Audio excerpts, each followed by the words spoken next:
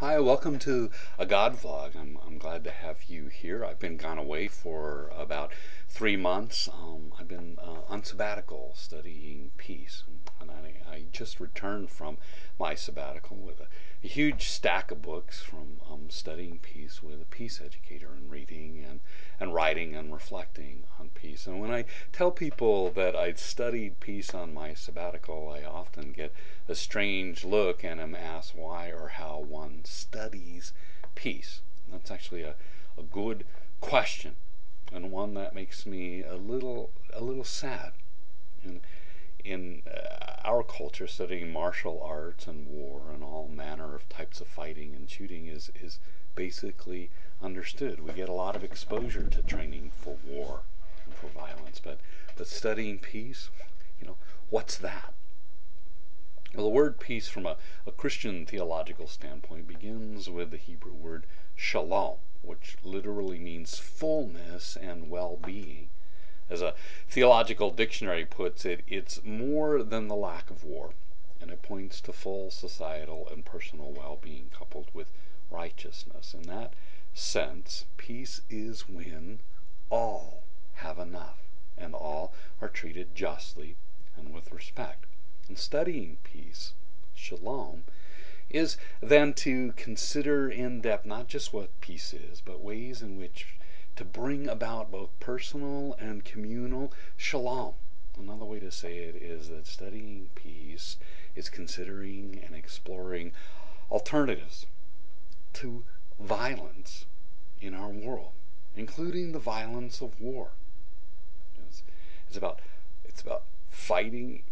It's about injustice, it's about oppression, it's about exploitation and poverty, and how to oppose those, to stop them, to end them the best that we can.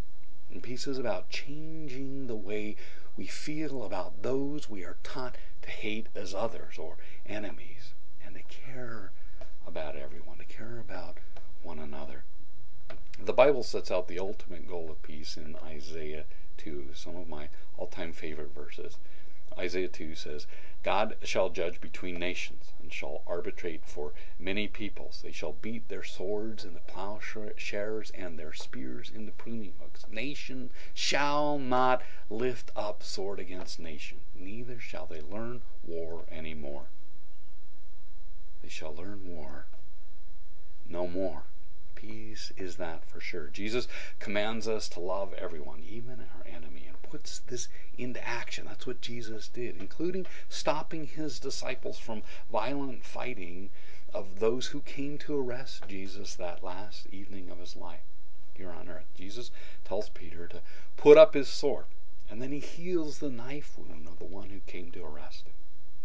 Martin Luther King noted poignantly that through the vista of time, a voice still cries out to every potential Peter, put up your sword. The shores of history are white with the bleached bones of nations and communities that fail to follow this command. Martin Luther King. And peace educator and advocate Coleman McCarthy sums up what peace students look for in peace education. He writes, the students I've been with these 20 years are looking for a world where it becomes a little easier to love and a lot harder to hate, where learning nonviolence means that we dedicate our hearts, minds, time, and money to a commitment that the force of love, the force of truth, the force of justice, and the force of organized resistance to corrupt power are seen as sane, and the forces of fists, guns, armies, and bombs insane. McCarthy goes on to note that unless we teach our children peace, someone else will teach them violence.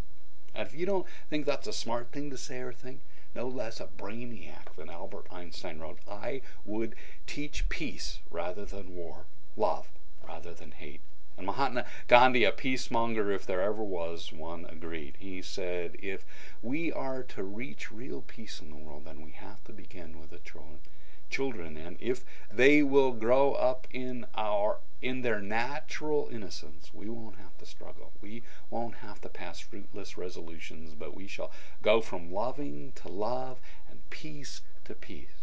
And as Jesus the peacemonger we espouse to follow as a Christian tells us in the Beatitudes, blessed are the peacemakers. And so my sabbatical was about working to try and become a better peacemaker.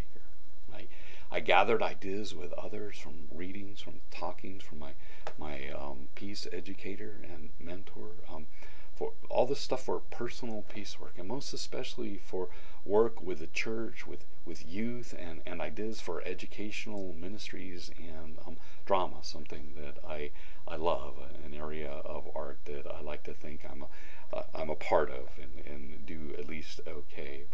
But also I learn ways to discuss and teach peace that help put into action and take steps, actual steps toward a day when we beat swords in the plowshares, as Isaiah says, and spears in the pruning hooks. A day when nation shall not lift up sword against nation, neither shall they learn war anymore. And any skepticism out there that this is possible is diminished by the fact that God is love, and the love is non-violent. That makes non-violence the very force of God. And we've seen the power of nonviolence, of love, when unleashed by Jesus, by Gandhi, by King. It has no match. It's the greatest power in the world. And that's what I spent 3 months studying. It was awesome, and I'm convinced the best sabbatical in the history of sabbaticals. Thank you for coming to a God Vlog, and welcome back. I'm glad to be back here. My name is Reverend Scott Elliott. I'm the pastor at Riviera United Church of Christ in Palm Bay, Florida. Go in peace, knowing that you're loved and that you matter much.